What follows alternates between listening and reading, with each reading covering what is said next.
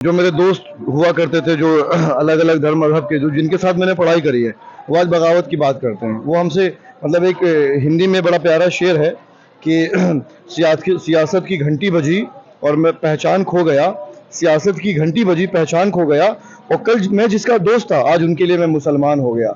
रगों में दौड़ता लहू ये ईमान वाला है, वो जाहिल समझता है कि पाकिस्तान वाला है। तो ना पाकिस्तान वाले हम हैं और ना हम इंडिया वाले हैं। हमेशा से इंडिया और एक ईस्ट इंडिया के सहारे राज करने वाले गोरों से बड़ी लड़ाई लड़ी थी। अब चोरों से लड़ाई लड़ने की ज़रूरत है और इंडिया को बचाने और इंडिया को जिताने की ज़रूरत है। आज हम बात कर रहे हैं बिहार सासाराम रोहताश के चेयरमैन तोराब नियाजी जी से। तोराब जी, आपको क्या लगता है इस बार 2024 में कौन आएगा, किसकी सरकार आने वाली है? अच्छा, सरकार आने वाली किसकी है नहीं मालूम, मगर आनी वही चाहिए जो सरकार थाली से अन्न और इस मुल्क से अमन को न छीने। मोदी या राहुल?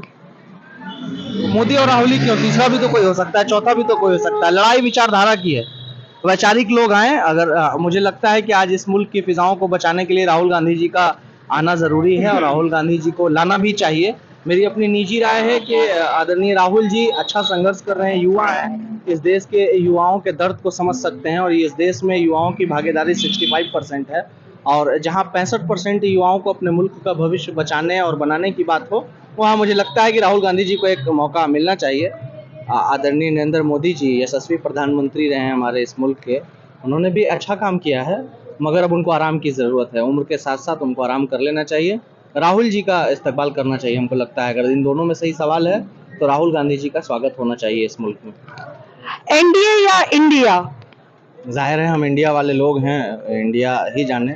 रगों में दौड़ता लहू ये ईमान वाला है, वो जाहिल समझता है कि पाकिस्तान वाला है। तो ना पाकिस्तान वाले हम हैं और ना हम इंडिया वाले हैं। हमेशा से इंडिया और एक ईस्ट इंडिया के सहारे राज करने वाले गोरों से बड़ी लड़ाई लड़ी थी। अब चोरों से लड़ाई लड़ने की ज़रूरत है और इंडिया को बचाने और इंडिया को जिताने की ज़रूरत है। हम रहे ना रहे, हमारा इंडिया रहना चाहिए और इंडिया जीतना चाहिए। इंडिया के हारने का तसव्वुर भी नहीं किया जा सकता है, बोला भी नहीं जा सकता है। तो हमेशा इंडिया जीते, यही हमारी कामना है। लेकिन जो मोदी समर्थक है वो कह रहे हैं इस बार 300 पार, उस बारे में आपका क्या कहना है? इस बार गैस का सिलेंडर का दाम पार, इस बार देश की बर्बादी का पार, जीडीपी की ऐसी की तैसी और बहुत सारा कुछ पार कर चुका है। यहाँ तक के गरिमाएं पार कर चुकी है इन सरकारी लोगों की। साथ साथ मणिपुर में क्या हो रहा है ये दुनिया को पता है, देश में कहाँ कहाँ क्या चल रहा है ये सबको पता है। तो ऐसी नाकाम सरकार को 300 या 350 या 500 1000 पार का सपना नहीं देखना चाहिए। आंखें खोले और देखें। मुझे लगता है कि आज अगर चुनाव हो जाए तो पूरे भारत में भाजपा 150 सीट लाने के लायक नहीं बची है। ये तो सामने की चीज़ है। हाथ कंगन को आरसी के और पढ़े लिखे को फारसी के। माननीय प्रधानमंत्री जी को लगता है कि अगर 300 पार है तो वो कल चुनाव करा लें। हम उनसे आग्रह करेंगे कि चुनाव करा लें वो। तो चुनाव तो होने ही वाले हैं, इसमें वो आग्रह करने वाली क्या बात है। लेकिन बहुत ज्यादा चीजें हैं जो इस टाइम पे, बहुत ऐसे मुद्दे हैं, लोग कह रहे हैं कि नफरत की राजनीति कर रहे हैं मोदी जी। इस बारे में क्या कहेंगे आप? नहीं, मोदी जी को लाया ही इस बुनियाद पे गया था कि वो नफरत के महान सौदागर रहे हैं। हो सकता है कि आपके चैनल पे ये वीडियो जाने के बाद मुझ पे एक FIR भी हो, मगर जहां हक बोलने की बात हो और जालिम को जालिम बोलने की बात हो, वहां ज़रा सा भी कहीं अधूरा नहीं छोड़ना है, पूरा बोलना है। तो मोदी जी को इसीलिए लाया गया है कि वो गुजरात के महान क्रांतिकारी थे। गुजरात में क्यों क्रांतिकारी थे, क्या वजह थी, ये जग जाहिर है और दुनिया जानती है। आपको क्या लगता है इस बार किसकी सरकार आने वाली है? इस बार जनता बदलाव के मूड में है और बदलाव होकर रहेगा, बदलाव आने वाला है और लोगों को और देशवासियों को तैयार रहना चाहिए कि एक बदलाव देखने के लिए। आप दिल्ली से हैं, दिल्ली में 7 लोकसभा सीटों पे अरविंद केजरीवाल का कब्जा है, इस बार आपको क्या लगता है? नहीं, 7 लोकसभा सीटों पर अरविंद केजरीवाल का कब्जा नहीं है, 7 लोकसभा सीटों पर बीजेपी का कब्जा है। सवाल ही आपका गलत है। इसको कोई बात नहीं, हम कर लेंगे, आप बताओ। 7 लोकसभा सीटें इस बार जो है दिल्ली की जो 7 लोकसभा सीटें हैं वो इस बार अगर गठबंधन होता है तो इंडिया जीतने के उसमें है, पक्ष में। इंडिया जो अगर इंडिया से गठबंधन होता है केजरीवाल और कांग्रेस का, तो 7 लोकसभा सीट भाजपा हारने के कगार पर है इस बार।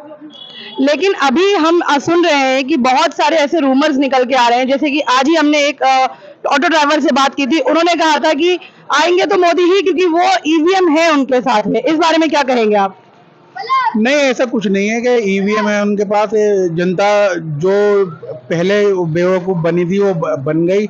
अब दोबारा कोई होगा। काट की हांडी बार बार नहीं चढ़ती है ना, एक बार चढ़ गई। अब तो बस परिवर्तन का दौर है, आप देखिएगा परिवर्तन आगे रहेगा। लेकिन लखनऊ में जब ईवीएम मशीन पकड़ भी गए, बेईमानी करते हुए सब कुछ हुआ, उसके बाद भी कुछ नहीं हुआ। तो भाई आप बताइए इस बारे में। मेरा अपना निजी मानना ये है कि ईवीएम में कहीं कोई खेल नहीं हो सकता है और लोगों का माइंड हैक किया गया था और आज देश को बचाने की ज़रूरत है। इसलिए हम चाहते हैं कि इस कड़ी में और इस संबंध में ईवीएम पर इल्ज़ाम न लगाते हुए अपने अपनी मानसिकता को दुरुस्त करना है, देश को बचाना है। सवाल यहाँ पे किसी पार्टी और दल के जीतने का नहीं, सवाल देश के जीतने और हारने का है। आज देश को बचाने की ज़रूरत है। आपको क्या लगता है किसकी सरकार आनी चाहिए इस बार, मोदी या राहुल? देखिए, आनी किसकी चाहिए ये तो जनता डिसाइड करेगी, क्योंकि पिछले 8-10 सालों से तो क्या आप जनता में नहीं है? बिल्कुल जनता में हूँ। तो मैं अपनी बात रखने जा रहा हूँ। जिस तरह से मुल्क के हालात हुए हैं, मुल्क की आबोहवा में एक जहर सा घुल गया। अब देखिए, जो मेरे दोस्त हुआ करते थे, जो अलग अलग धर्म मजहब के, जो जिनके साथ मैंने पढ़ाई करी है, वो आज बगावत की बात करते हैं। वो हमसे मतलब एक हिंदी में बड़ा प्यारा शेर है कि सियासत की घंटी बजी और मैं पहचान खो गया, सियासत की घंटी बजी पहचान खो गया, और कल मैं जिसका दोस्त था आज उनके लिए मैं मुसलमान हो गया। तो यकीनन दिल में एक पीड़ा है, दर्द है। तो डिसाइड तो हम करेंगे, क्योंकि हमें विकल्प की तलाश है। मोदी जी ने जिस तरह से नफरत का बीज बोया इस देश के अंदर, बुरे हालात हो गए, बहुत बद से बदतर हालात है। अगर उनका कार्यकाल आगे आया तो और देश के हालात खराब होंगे। तो युवाओं को आगे बढ़ के सोचना होगा, देश की असमत को और इज्जत को बचाना होगा, क्योंकि हालत खराब है। मतलब आपको लगता है कि जो कहा जा रहा है कि धर्म की राजनीति हो रही है, वो बात सही है? निस्संदेह, बिल्कुल, इंडीड, लिटरली एकदम सच है। इसमें कोई शक और शुबा नहीं है।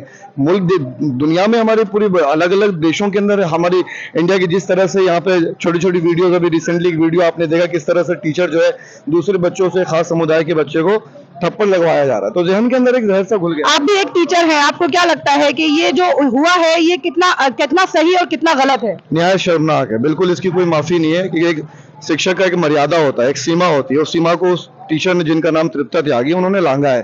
टीचर तो एक ऐसा होता है जो समाज के अंदर एक नई खुशबू को फैलाता है, नई चीजें उजागर करता है, देश को बढ़ाने में